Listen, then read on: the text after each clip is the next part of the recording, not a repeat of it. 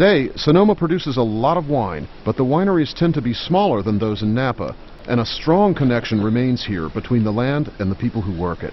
Here we're family farmers.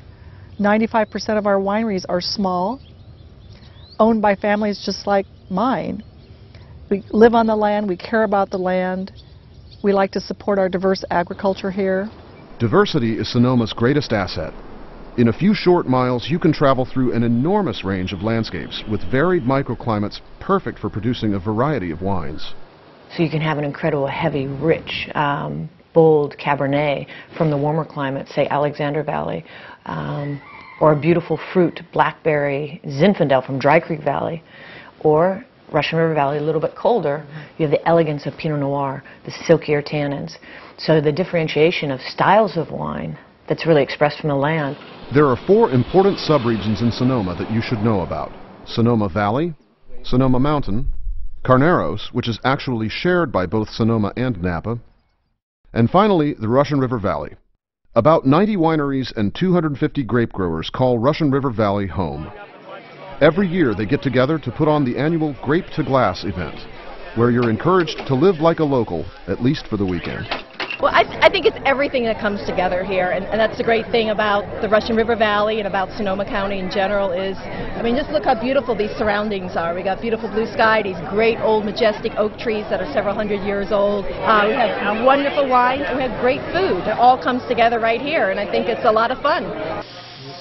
The 3-day Grape to Glass event includes everything from cooking demonstrations and food and wine pairings to vineyard tours and an opportunity to meet local winemakers like Mary Edwards, who has a thing for Pinot Noir. Russian River is the best place in the entire world to grow Pinot Noir. I'm totally convinced and certain of that. Mary Edwards should know. She has a knack for producing some of the most impressive Pinot Noirs in America. After years of working for other winemakers, Mary's now her own boss with her own label and her own vineyards. I'm passionate about Pinot Noir because the wines are so incredible. People just fall in love with them. That love affair actually began here in Burgundy, France, Pinot Noir's spiritual home. Tiny plots of vineyards turn out some of the best expressions of the Pinot Noir grape. But the French have had centuries to figure out where to plant their vineyards.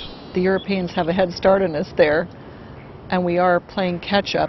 I think we've come along pretty quickly in the Russian River Valley. Where we're standing right now was thought to be inappropriate ground for Pinot Noir, and when in fact it's perfect. So it's taken exploration. Winemakers call Pinot Noir the heartbreak grape. It demands cooperation from Mother Nature and the skill of a seasoned winemaker who understands its finicky personality. At this point in time, it's very important we cut off any of the remaining clusters that are green. We want all of the grapes to be ripening, that are left, to be ripening at the same time. Very important for making those voluptuous, top-notch, wonderful Pinot Noirs we grow in the Russian River Valley. But it takes a lot of discipline because this vine isn't too bad. You'll find some vines with, especially younger ones, with maybe 50% of the fruit needing to come off. So it does take a lot of discipline out here. Then we need excellent drainage. Lots of sand in the soil is very important to give the vines just a tiny bit of stress. Actually, a little suffering is good if you want to make quality wine. Vines that have generous access to rich soil and water will grow lots of grapes, and that's a good thing for table grapes, but not for wine. Low yield ensures the grapes will actually have more intense flavors. You don't have to be that severe with Chardonnay or with Merlot or Cabernet. You can have a lot more crop load. With Pinot Noir, it's essential that you have a low crop load, that the vines are exquisitely balanced, that all the grapes are ripening at the perfect time together. Weather is another key component. Pinot Noir requires a cool climate, but not too cool. Winemakers can make up for California's dry summer through drip irrigation, which allows just the right amount of water to reach the rootstock.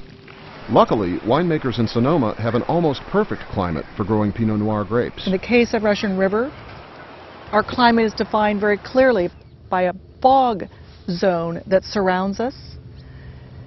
It comes in from the Petaluma